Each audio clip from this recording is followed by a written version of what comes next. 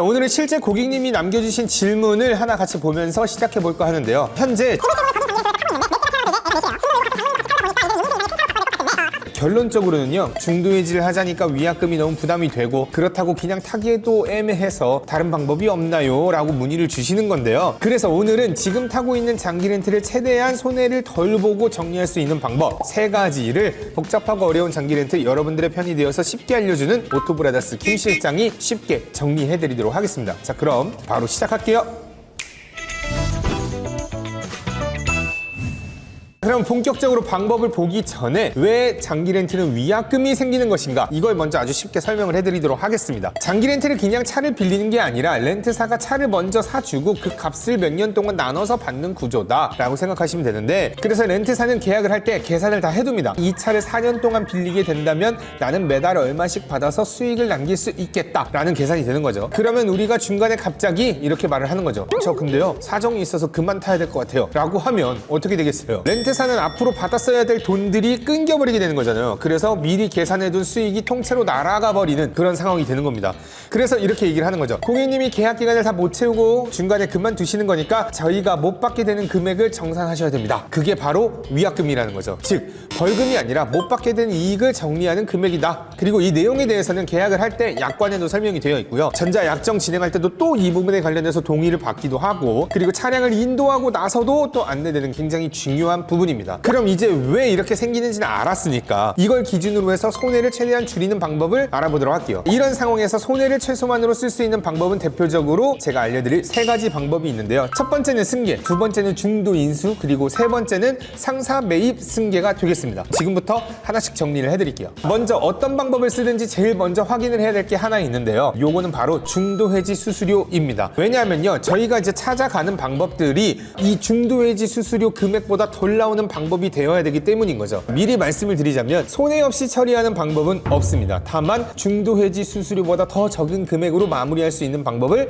알려드릴게요. 첫 번째는요, 승계입니다. 쉽게 말해서 지금 내가 계약하고 있는 것 그대로 다른 사람이 이어서 받는다. 예를 들어서요, 제가 36개월을 계약을 해서 한 20개월 정도를 탔는데 남은 기간이 16개월을 그대로 이어서 받을 사람을 찾는 겁니다. 그럼 남은 기간 동안의 수익은 승계를 한 사람이 내는 거니까 따로 위약금을 납부할 필요가 없는 거겠죠. 근데 이 승계라는 게 제일 중요한 부분인데요, 그냥 넘길게요 라고 하면 아무도 안 받습니다. 왜냐하면 받는 사람 입장에서는 남은 기간 동안에 남이 타던 걸 신차 계약하는 금액과 동일하게 같은 월 임대료로 탈 이유가 전혀 없거든요. 단지 계약 기간이 좀 얼마 안 남아서 부담이 적어지는 이점 말고는 딱히 큰 이점이 없다는 겁니다. 그렇기 때문에 대부분의 승계가 잘 이루어지는 조건을 만들려면 이 차 가져간다면요, 내가 이 금액을 줄게요 하고 지원금이라는 걸 함께 제시해야 됩니다. 예를 들어서 중도해지 위약금이 1,000만 원이다. 아, 내가 1,000만 원을 납부할 걸 승계받는 사람에게 한 300만 원 정도를 지원금으로 준다고 제안을 하는 거죠. 그러면 나 같은 경우에는 700만 원을 아끼게 되는 거고,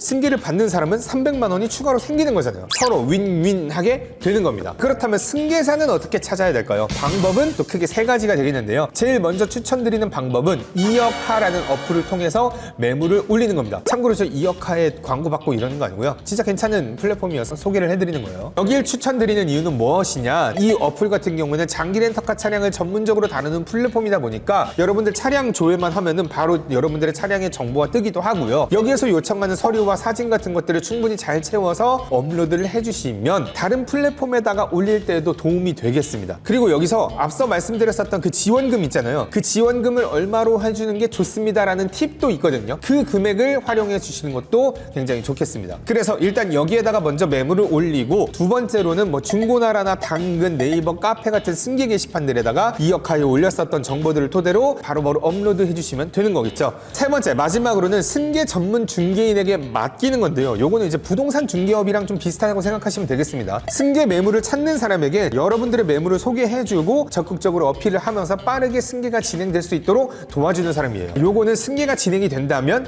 우리가 부동산 중개업자에게 수수료를 제공하듯이 추가적으로 수수료가 있다는 게 단점이기 부분이긴 하지만 급하면 활용해 볼 수도 있겠죠. 주의해야 될 점이 있다면요, 상대방과 내가 호흡이 잘 맞아야지 빠르게 진행이 되기도 하고요, 상대방 신용도도 굉장히 중요한 점이 있습니다. 이어받는 사람이 월 임대료를 잘 낼 수 있는지 렌트사가 심사를 진행하기 때문인 거죠. 빠르면 1개월 안에도 해결이 될 수 있지만 지원금이 뭐 다른 매물들에 비해서 좀 낮거나 상대방과 합이 잘 안 맞을 경우에는 좀 긴 시간을 허비해야 될 가능성이 있어요. 그래서 이 방법은 좀 길게 보고 생각을 하셔야 되겠습니다. 두 번째는 중도 인수입니다. 이거는 중도 상환 수수료 개념과 좀 비슷한 건데요, 적정 위약금과 인수 금액을 납부하고 차량을 내 소유로 바꾼 다음에 중고차로 판매하는 방식인 거예요. 이게 승계 방식에 비해서는 계산만 잘 맞는다면 제일 빠르게 문제를 해결할 수 있는 방식입니다. 그래서 제일 중요한 핵심은요, 인수 금액과 중고차 시세를 비교해 봐야 된다는 건데요, 예를 들어서 여러분들이 인수하는 총 금액을 따져보니까 한 5천만 원이고 그리고 중고차 시세가 4,900이다. 그러면 여러분들이 100만 원만 손해를 보는 거잖아요. 그럼 앞서 설명드렸었던 중도해지 위약금이 1천만 원이라고 했을 땐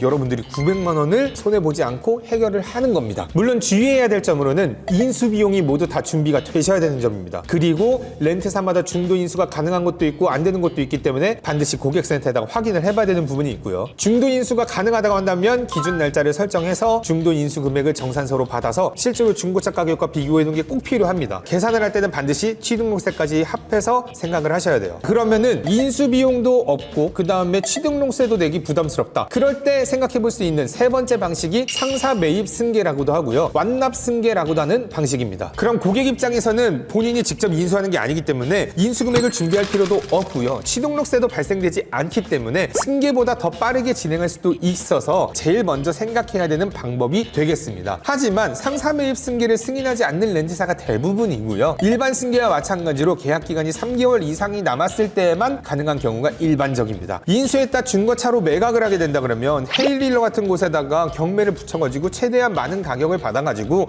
다양한 상사들을 통해서 매각을 할 수가 있겠지만 대부분의 상사에서는 매입 승계를 꺼려하기 때문에 직접 승계 매입을 진행하는 상사와 가격을 협상해야 되는 번거로움이 존재합니다. 그리고 승계 비용도 매각 비용에서 빠지기 때문에 계산기를 잘 두드려 봐야 되겠죠. 하지만 매입 가격을 잘 쳐주는 상사를 만나고 렌트사 또한 매입 승계가 가능하다고 한다면요, 가장 손해를 덜 보기도 하면서 빠르게 차량을 매각시킬 수 있는 방법인 거죠. 정리해 보도록 하겠습니다. 자, 웬만하면 그냥 타세요. 정말 어쩔 수 없는 경우가 아니라면 지금 이런 과정들이 굉장히 복잡하고 어렵기 때문에 웬만하면 타시는 게 낫습니다. 그래도 차량을 정리해야겠다고 생각을 한다면 다음과 같은 순서대로 진행해 보는 걸 추천드릴게요. 첫 번째는 렌트사 고객센터에다 전화를 해가지고 대략적으로 기준일을 한 2주 정도 뒤로 잡은 다음에 중도 시 총 들어가는 금액이 나오는 정산서를 요청합니다. 다음으로는 승계를 진행하게 되면 발생하는 승계 수수료도 확인을 해주시고요. 그 다음에 중도 인수가 가능한지도 확인해 보시고 중도 인수가 가능하다고 한다면 중도 인수를 진행할 때 총 들어가는 금액이 나오는 정산서도 달라고 해주세요.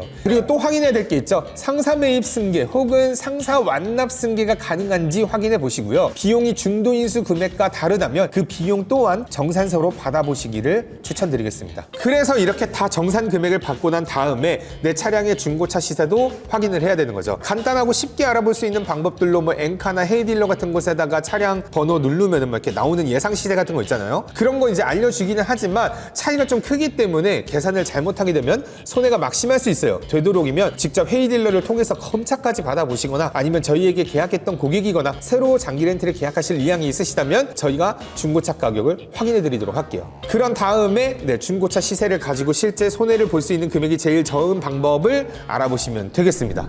뭐 이제 제가 여러 가지 셀프로 해결할 수 있는 방법들을 여러 알려드리긴 했지만 저희 오토브라더스 가족이시라면 그냥 편하게 저희한테 물어봐 주세요. 그러면 저희가 다 알아보고 계산까지 해서 어떤 방법이 제일 좋은 방법인지를 도와드리도록 하겠습니다. 그럼 저는 여기까지 하도록 하고요. 쓰고 있는 장기 렌트를 중도에 해지할 때 가장 손해보지 않는 방법에 대해서 쭉 알려드렸는데 이번 영상이 도움이 되셨다면 좋아요와 구독 같이 한번 눌러서 다른 분들이 많이 볼 수 있도록 도와주시고요. 자, 복잡하고 어려운 장기 렌트 여러분들의 편이 되어서 쉽게 알려드리는 오토브라더스 김 실장은요, 다음 영상에서 인사드리겠습니다. 안녕.